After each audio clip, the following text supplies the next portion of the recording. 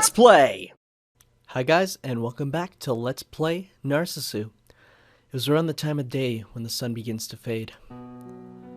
We were still cruising down the Maishin Expressway, but at a rather more relaxed pace. We were coming up to the Katsuwagara service station on the outskirts of Kyoto, and I was ready for a break. Let's stop for a bit. Yeah, okay. Are you okay? Bit tired, I guess. Not surprised. It was only natural, given that she used so much energy earlier. It was easy to forget that we were actually, if anything, less than fit than most patients. We'd better grab a bite to eat as well then. Okay. I'll be right back. I pushed the car door shut behind me. The shop and snack bar were still open. The range wasn't anything special, nor was it as pricey as I'd feared. Here you are. Pocari, onigiri, and potato. Thanks. She took them from me, but she didn't start eating. Normally, she'd have fallen on that potato ravenously. Are you okay? You aren't, are you? You're feeling worse, aren't you? I've just run out of medication, that's all. Oh dear. This could be nasty. Shouldn't have a surprise. It'd been inevitable from the moment we stepped out of the hospital. I just hadn't been thinking along those lines. At first it had been a prospect I didn't want to think about. Then somehow I just stopped thinking about it. When? How long have you been off it? Since last night. It's been a whole day? With the stuff I was on, I've been told, 2 days without was the limit. She's probably in a similar situation. We've been on the road for 8 days now. Given the circumstances of our departure, we'd actually been rather lucky to come away with as much as we did. But however much we'd brought, we'd have run into this problem sooner or later. Should have thought of that. I should have thought of what to do.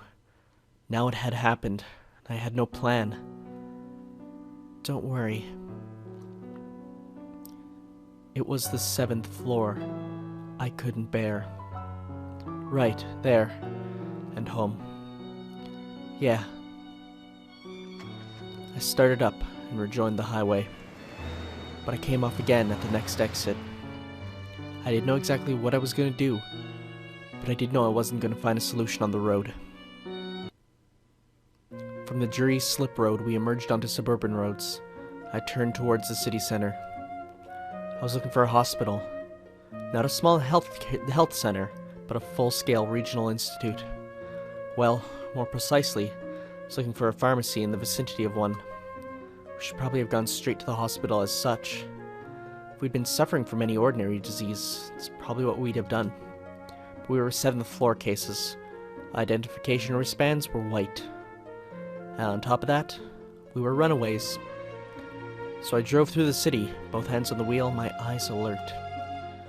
If I could find a major pharmacy near a major hospital, they'd surely have a wide range of medications. There we are. There was the hospital, a major teaching institute, set back slightly from the road. Scattered around it, 2 or 3 chemist signs. The prospects didn't look good for parking, but just as I was about to give up, I spotted a space at the curbside that I could squeeze into. Give me the packaging from your medication. Yes, okay. She looked rather confused as to my motive, but fished it out for me nonetheless. I extracted the information sheet. That should be all I needed. I'll be right back. Leaving her sitting in the car, I sprinted over to the nearest chemist's. The automatic door slid open at my approach. It seemed to take an eternity to do so. I slipped through as soon as the gap was wide enough to admit me, and headed straight for the pharmacy counter. Good evening, sir. The pharmacist was a quiet-looking man. Well, that's not the right voice, then. In a white coat, in the advanced stages of middle age. I don't suppose you happen to stock this stuff, would you? Yes, I think we have that. One moment, please. He took the paper from my hand and disappeared through a door behind the counter. I guessed right. This place was probably got a lot of Got a lot of custom from the hospital. See, that's another weird phrase. You don't say a lot of custom, you say a lot of customers, but it's technically right, but it's whatever. I'd come to places like this for medication during the periods I'd been an outpatient. This one was next to the hospital of equivalent size. Obviously, they'd need to stock a similar range. Sorry about the wait. Here you are. The pharmacist returned. He placed a couple of clear plastic bags on the counter. Each contained a little rolled-up strip of capsules. It looked to be about a week's worth. That would certainly be enough for now. I opened my wallet to pay. Do you have your prescription there? My prescription? Of course, this isn't something we sell over the counter. Surely your doctor told you? This was not something I'd planned for. I had no excuse. Should have guessed this kind of medication would be something you could just walk in and buy. Are you all right, sir? Oh, I couldn't think what to say. I could see the suspicion growing in the man's eyes. Wait a minute. That's... He spotted my wristband. He'd seen what was written on it. My name, my blood group, and the name of the hospital I'd come from. I snapped. I just snatched something counter and ran. Hey, where do you think you're playing at? There was a commotion behind me. I didn't look to see what the guy was doing. It was only 5 meters to the door. I was out of shape. I was staggering. My mind wasn't functioning, but I managed to run it. The door slid open as slowly as before. Far, far too slowly. As before, I made my exit as soon as the gap looked wide enough. This time, unfortunately... Fuck! For a moment, my mind went blank. I caught the door with my head. The blow had been sufficient to crack the glass. Oh, jeez. Instinct took over completely. The door had stopped. I shoved it a bit further open, squeezed myself out, and ran. By some miracle, I managed not to drop the medication. Oh, fuck. Oh, God. I made the mistake of looking up. The car was several dozen meters away. It looked much further. I couldn't hear any sounds of pursuit, but I was hardly in a position to look back and check. What would she do if they caught me now? She'd be helpless. She'd be stuck in the car, waiting for me for the rest of her life. Quite literally. Spurred on by these thoughts, I forced myself to run, panting and staggering. I felt so weak. I was like a man that had no strength. Made it. Oh, God. I sank into the driver's seat and managed somehow to start up the car and get going. I couldn't believe I'd grown so much weaker since the last getaway from that pachinko parlor the other night. There was a gash on my forehead. I could see blood on the mirror. I must have cut it on the broken door. I wasn't bleeding too hard. I dabbed it with the tissue as I drove, hoping it would stop soon. Are you okay? Yeah, I'm fine. You're bleeding. It's not serious. She looked unconvinced. I tried grinning in hopes that this would reassure her. She looked unconvinced. So I changed the subject instead by handing her the medication I'd gone through all that to get. Here, take it. And then take it. Oh, thanks. We would be alright for a while now. For about a week, if my estimate was right. But what if we lost it? What then? I'd been lucky today. I'd only gotten away with a few minor injuries. But I was clearly not getting any stronger with the passage of time. In a sense, we'd be better off when we were just drifting around without any destination in mind. With nothing to gain, we'd have nothing to lose. That no longer applied. We had a goal. With that came the threat and the fear of failure. Suita Junction, Kobe... Oh God, too fast. It was a clear day. The sky spread above us in wintry splendor. We were back on the highway. We left the Maishin at Suita Junction, just north of Osaka, and we're now proceeding along the Chugoku Expressway. What's next? At Kobe Junction. Take the Sanyo Expressway, right? Right. We sped on under her expert guidance. We're getting close. Already the name Awajishima was beginning to appear on road signs. The odometer had already registered more than 900 kilometers since we first set foot in this vehicle. When the trip had first been mooted, I thought it impossible. But here we were, mere minutes away from the goal. Within sight of it even. I could see the bridge now. So that's the Akashi Kayoko Bridge. Not bad. Yeah. It was really rather impressive. It seemed to leap across the strait, suggesting boundless possibility towards the future. From time to time, as we crossed the bridge, we passed cars parked by the railing. Tourists, pausing to admire the view and photograph each other in front of it. It did seem likely to be a rather good view. I pulled over too. We can't park here. Should be okay if we don't stay too long. It wasn't like there weren't other people doing the exact same as far as the eye could see. Come on, let's stretch our legs. Should be worth it just for the view. Alright. She was reluctant. She got out of the car with me nonetheless. There was a stiff wind blowing down the Akashi Strait. It's colder than I was expecting. Yeah. It seemed all the colder from the long hours we'd spent in the well-heated car. There was another car parked a little way along. The one like us, the pair who got out of it, appeared to be a couple. They were stopping to take a photo. I could hear them laughing about it from here. In fact, so far as I could just see, blah blah blah blah blah.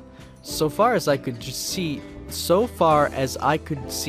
about all the travelers who'd stopped, from families to package tourists, were taking pictures.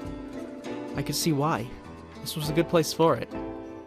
In fact, what? Hang on a second. Huh?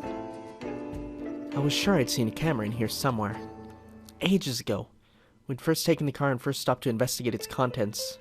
I'd seen one then. Not that I'd taken any notice of it at the time. There it was. I pulled it out, peered at the film indicator. There were 2 exposures left. Look! Eh? Photo time! We've come all this way. We may as well make the most of it. Forget it. Oh, come on, just one. I'm taking one anyway, so you better not sulk. I began to take aim. Go on, say cheese. Didn't work. Perhaps she was just shy, but although she did turn to face me, the expression she adopted was more peeved than happy. I didn't like to query it, though. I had a horrible suspicion she might actually be doing her best to smile. Before I could actually lift the viewfinder to my face, however, I was interrupted. Say, do you think you could take one for us? Sorry, yeah, sure. The couple I'd noticed earlier had wandered up to us, and the male half was waving a camera at me. Get ready, then! They backed up to the rail, thanking me profusely as they went, grabbed each other by the shoulder.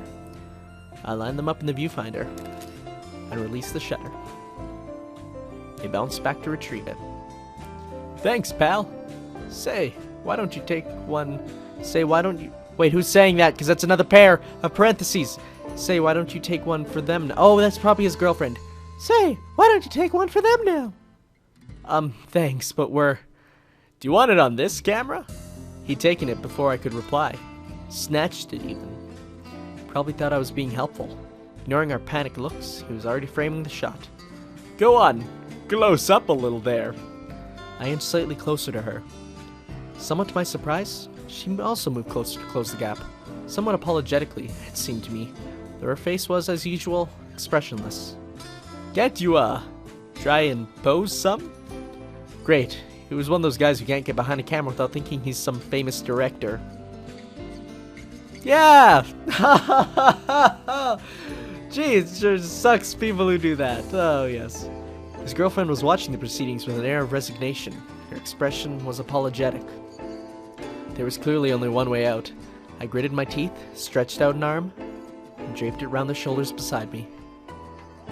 She gasped slightly. It was the first time I'd touched her. My hand rested lightly on her shoulder, on that childish skirt we bought the other day. Or shirt! I read that as skirt, and I was like, wow, you have long arms. Her hip-long hair flowed around my arm.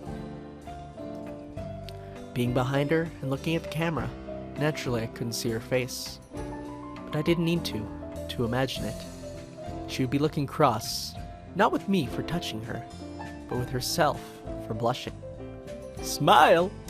A click, a flash. That ended the encounter. The couple headed back towards their car.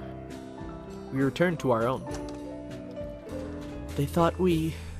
Yeah, I think there was a bit of a misunderstanding there. Hey, don't you think that's how we look? I was teasing now. Maybe it wasn't very nice of me. It was too fun to resist. Don't you think so, Setsumi? Don't be cheeky, kid. That was about as good as a reaction as I'd ever got. She kept looking out the window, of course. She didn't actually look at me. She never did, if she could help it. But this time, at least she didn't seem to just be staring into space. I rather thought she was looking away because she wanted to conceal her blushing. Sumoto interchange. But we will do that next time, folks. See you next time on Let's... I keep saying Let's Play, but it's really not that much playing, but it's alright. See you guys next time on Let's Play Narcissu. Ciao.